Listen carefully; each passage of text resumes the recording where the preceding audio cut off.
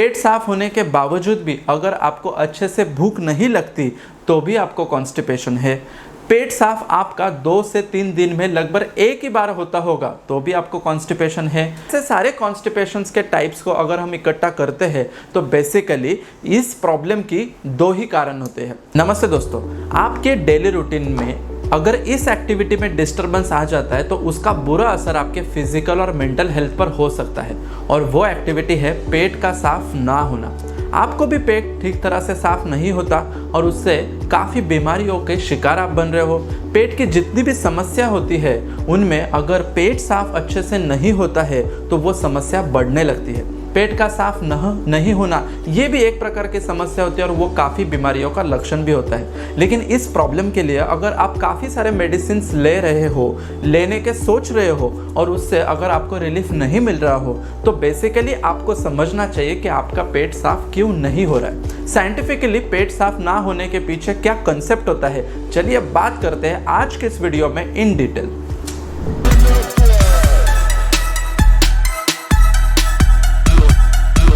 Hello friends, मैं doctor Rupesh आमले और पिछले 12 सालों से मैं प्रैक्टिस कर रहा हूँ नवी मुंबई में। आयुर्वेदिक प्रैक्टिस में जब भी हम पेशेंट्स देखते हैं तो उनकी काफ़ी डिटेल हिस्ट्री ली जाती है और इस डिटेल हिस्ट्री में हमें ये पता लग जाता है कि बेसिकली इनका जो प्रॉब्लम है या इनको जो बीमारी है उसके पीछे उनका कारण होता है कॉन्स्टिपेशन, यानी कि पेट साफ ठीक से ना होना।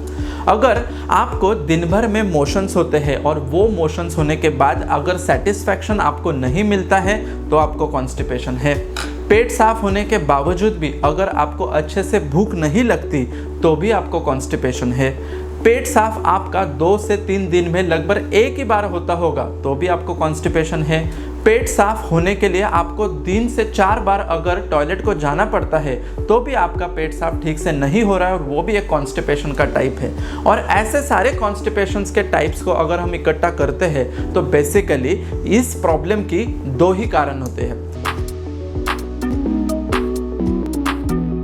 कॉन्स्टिपेशंस के कारण हमें समझने से पहले हमें यह समझना चाहिए कि हमारे शरीर में मल बनता कैसे है। तो जिस भी प्रकार का हम खाना खाते हैं, जैसे वो खाना हमारे मुंह में चला जाता है वहाँ पर डाइजेस्टिव जूसेस यानी सलाइवरी जूसेस बनना चालू हो जाता है। जैसे हम उस खाने को हजम करना चालू करते हैं तो वो पहले हजम के पहले टप्पे में चला जाता है, वो है कि पेट का हिस्सा यानी कि स्टमक के डाइजेशन में। वहाँ पर हाइड्रोक्लोरिक एसिड की वहाँ पर प्रोसेस होती है और वहाँ पर डाइजेस्ट होने के बाद वो सेकेंड स्टेज में चला जाता है स्मॉल इंटेस्टाइन में। डिओडिनम, जेजुनम और इलियम, इन 3 स्मॉल इंटेस्टाइन के जो पार्ट होते हैं इसमें काफ़ी अच्छी तरह से जो भी हमने खाना खाया था उसका डाइजेशन का प्रोसेस होता है और उसमें जो न्यूट्रिएंट्स होते हैं वो एब्जॉर्ब होना चालू हो जाते हैं। जैसे ही स्मॉल इंटेस्टाइन से लार्ज इंटेस्टाइन में वो जो खाना था वो पास होने लगता है, उसी जंक्शन के ऊपर हमारी होती है पुरुषधरा कला, यानी कि वहां पर एक्चुअली हमारे शरीर में मल बनना चालू हो जाता है। अवष्टम्भे पुरुषस्य, यानी कि आयुर्वेद में कहा है कि ये जो मल होता है ये भी हमारे शरीर को ताकत देने का काम करता है। आप शॉक हो जाओगे कि मलभाग से भी स्ट्रेंथ मिलता है। Yes, of course. इसीलिए अगर हमें मलभाग अच्छे से तैयार होने के बाद अगर इमीडिएटली टॉयलेट का जाने का सेंसेशन होगा या हमें बार बार लूज मोशंस अगर होते रहेंगे, जैसे ही मल तैयार होता है वो वैसे ही बाहर निकलते जाएगा तो हमें डिहाइड्रेशन वाली फीलिंग आ जाती है, हम वीकनेस महसूस करने लगते हैं। इसीलिए जो मलभाग होता है वो हमारे शरीर में काफ़ी देर तक या कुछ टाइम तक रुकना भी जरूरी होता है और इसी कंसेप्ट को आयुर्वेद में कहा गया है अवष्टम्भे पुरुषस्य। जितने टाइम तक वो रुकता है यानी अवष्टम्भन उसका होता है उतने टाइम तक उसमें जो कुछ न्यूट्रिएंट मीडिया होता है वो रीअब्सॉर्ब भी होने का टाइम मिलता है और उसके साथ साथ वो स्ट्रेंथ देने का भी काम करता है। इसीलिए कुछ देर तक वो शरीर में रुकना भी चाहिए। तो वो जो ड्यूरेशन होता है वो हर किसी व्यक्ति का अलग अलग हो सकता है। इसीलिए आइडियली उसका ड्यूरेशन कितना होना चाहिए, तो उसका ड्यूरेशन होना चाहिए 24 आवर्स। जैसे कि हमने सुबह 9 बजे से खाना खाने की प्रोसेस स्टार्ट कर दी, दिन भर में जो भी हम खाते हैं तो दूसरे दिन के 9 बजे तक जो भी मल बना था वो अच्छे से हमारे शरीर में रुकेगा और उसके बाद वो बाहर आना चालू हो जाएगा। और ये जब बाहर आता है तो ये प्राकृत मल कहलाता है। इसमें किसी भी प्रकार का कॉन्स्टिपेशन नहीं होता, लूज मोशन नहीं होता, इंडाइजेशन वाले प्रॉब्लम्स नहीं होते और हमारा शरीर तंदुरुस्त रहता है, हमारे शरीर की स्ट्रेंथ बनी हुई रहती है और हमारे सारे सिस्टम्स अच्छे से परफॉर्म कर रहे होते हैं। अवष्टम्भे पुरुषस्य के बाद जो नेक्स्ट स्टेज बनता है वो होता है कॉन्स्टिपेशन, यानी मलबद्धता या कोष्ठबद्धता। ये दो को टर्म्स को अगर हमें समझना है तो हमें कुछ साइंटिफिक कंसेप्ट समझ लेना बहुत ज़रूरी है। तो समझते हैं कि जैसे ही लार्ज इंटेस्टाइन में मलभाग बन जाता है तो यह मलभाग लगभग 18 घंटे या 20 या 24 घंटे के बाद बाहर आ जाना ज़रूरी होता है। लेकिन किसी किसी व्यक्तियों में अगर ये 24 घंटे होने के बावजूद भी अगर बाहर नहीं आता है तो वो मलबद्धता कहलाता है, तो वो कॉन्स्टिपेशन कहलाता है। इसमें अगर ये स्टूल के कंसिस्टेंसी में प्रॉब्लम है, वो काफ़ी गाढ़ा है, वो गाठी जैसा हो गया है, वो कड़क हो गया है, हार्ड स्टूल हो गया है, तो इस कंडीशन को कहा जाता है मलबद्धता। और स्टूल तो नॉर्मल है लेकिन वो आगे इंटेस्टाइन में प्रोपेल नहीं हो पा रहा है, वो आगे इंटेस्टाइन में ट्रैवल नहीं कर पा रहा है, यानी कि इंटेस्टाइन की जो मूवमेंट होती है वो कम हो जाती है। उस वजह से अगर वो पास नहीं हो पाता तो ये प्रॉब्लम को कहते हैं कोष्ठबद्धता।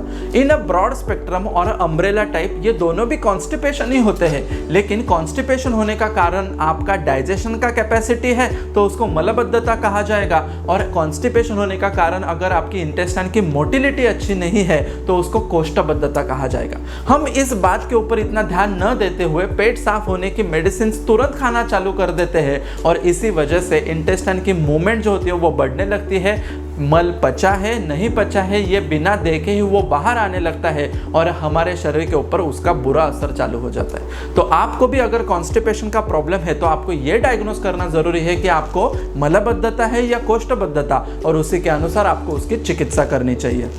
कॉन्स्टिपेशन का अगर हमें ट्रीटमेंट देखा जाए तो ट्रीटमेंट भी 2 स्टेजेस में हम डिवाइड कर सकते हैं। तो आपको सबसे पहले खुद को डायग्नोस कर लेना है कि आपको मलबद्धता है या कोष्ठबद्धता है, और उसी के अनुसार आपको उसकी ट्रीटमेंट करानी चाहिए। तो चलिए सबसे पहले समझते हैं कि मलबद्धता को कैसे दूर करना चाहिए, मलबद्धता की कैसे ट्रीटमेंट करनी चाहिए।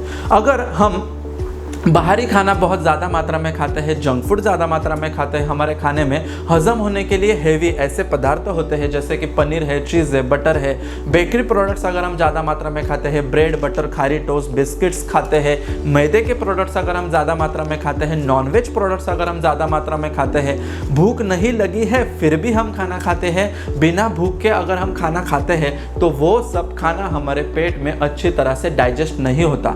देखो दोस्तों, आप खाने के लिए तो बहुत कुछ खा सकते हो लेकिन आप डाइजेस्ट कर सकते हो कि नहीं वो टोटली हमारे डाइजेशन के कैपेसिटी के ऊपर डिपेंड रहता है। यानी कि अभ्यवहन शक्ति, हम खाना कितना खा सकते हैं, और जरण शक्ति, हम खाना कितना पचा सकते हैं। तो आपको खाना आपके जरण शक्ति के हिसाब से ही खाना है।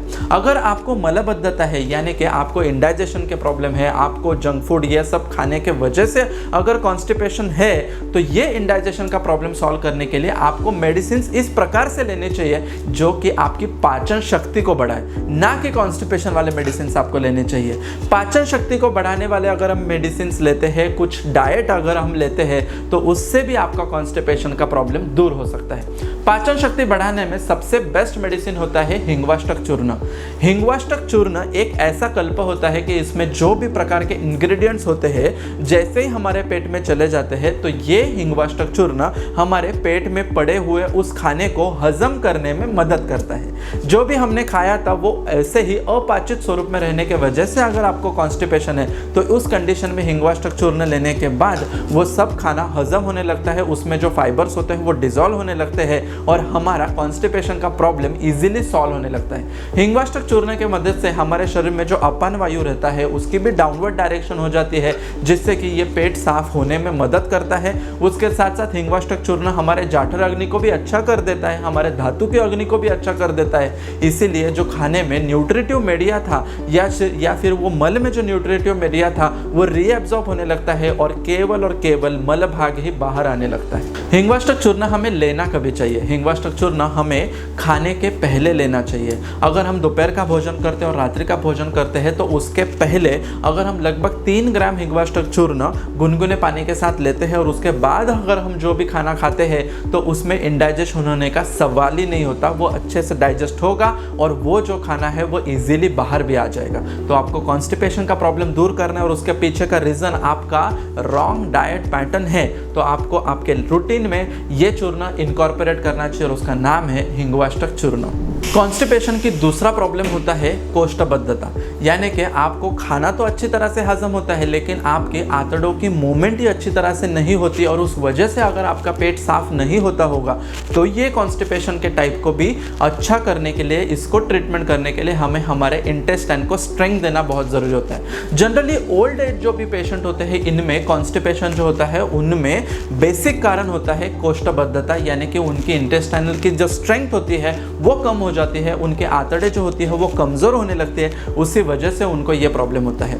तो ऐसे प्रॉब्लम के लिए ये इंटेस्टाइन की अगर हमें स्ट्रेंथ बढ़ानी है तो हमें कैस्टर ऑयल लेना चाहिए। कैस्टर ऑयल अगर हम रात के समय लेते हैं तो इंटेस्टाइन में जो भी थकावट आई हुई रहती है वो अच्छे से इंप्रूव होने लगती है। इंटेस्टाइन में कैस्टर ऑयल जैसे ही जाता है तो वहाँ पर जो ड्राइनेस आया हुआ रहता है वो कम होने लगता है। इंटेस्टाइन की जो पेरिस्टाल्टिक मूवमेंट है वो अच्छी तरह से होने के वजह से इंटेस्टाइन में, यानी कि लार्ज इंटेस्टाइन में जो भी मल भाग वैसे ही फंसा हुआ था वो आसानी से आगे की तरफ जाने लगता है। जैसे जैसे वो जाने लगता है तो हमें नेचुरली कॉल आता है मोशन होने के लिए और हम इजीली मोशन पास कर सकते हैं।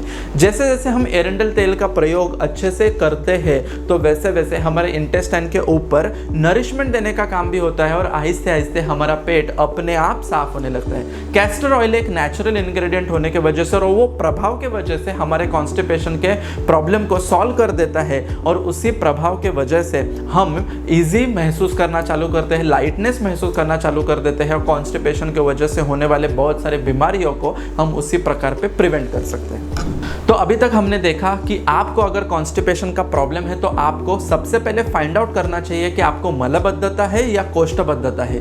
मलबद्धता है तो उसके लिए आपको लेना चाहिए हिंगवाष्टक चूर्ण और कोष्ठबद्धता है तो उसके लिए आपको लेना चाहिए एरेंडेल का तेल। इनका दोनों का प्रमाण से अगर हम अच्छे से इस्तेमाल करते हैं तो कॉन्स्टिपेशन जैसा प्रॉब्लम आपको अगर अभी है तो इमीडिएटली सॉल्व हो जाएगा और फ्यूचर में आपको ये प्रॉब्लम भी नहीं होगा। इसके साथ साथ आपको ध्यान देना है आपके डाइट के ऊपर, आपके रॉन्ग लाइफस्टाइल के ऊपर और आप दिन भर में किस प्रकार से एक्टिविटी करते हो, आपका माइंड कितना फ्रेश है, ये सारे एक्टिविटी के ऊपर अगर आप ध्यान देते हो तो आपको कॉन्स्टिपेशन का प्रॉब्लम यूं सॉल्व हो जाएगा। कॉन्स्टिपेशन के ऊपर आप बिल्कुल भी इग्नोर मत कीजिए। इसी वीडियो के बारे में अगर आपको किसी भी प्रकार की शंका या सुझाव हो तो मुझे कमेंट बॉक्स में ज़रूर बताइए। ऐसा ही हमारा पेज इंस्टाग्राम पर भी है, डॉक्टर आमले रूपेश नाम से, आप वहाँ पर भी मुझे फॉलो कर सकते हो। ऐसे ही नॉलेजेबल और इन्फॉर्मेटिव कंटेंट के लिए मेरे चैनल को सब्सक्राइब कीजिए, बेल बटन दबाना मत भूलिए। मिलते हैं ऐसे ही नॉलेजेबल और इन्फॉर्मेटिव कंटेंट के साथ अगले वीडियो में, तब तक के लिए धन्यवाद। Thank you so much.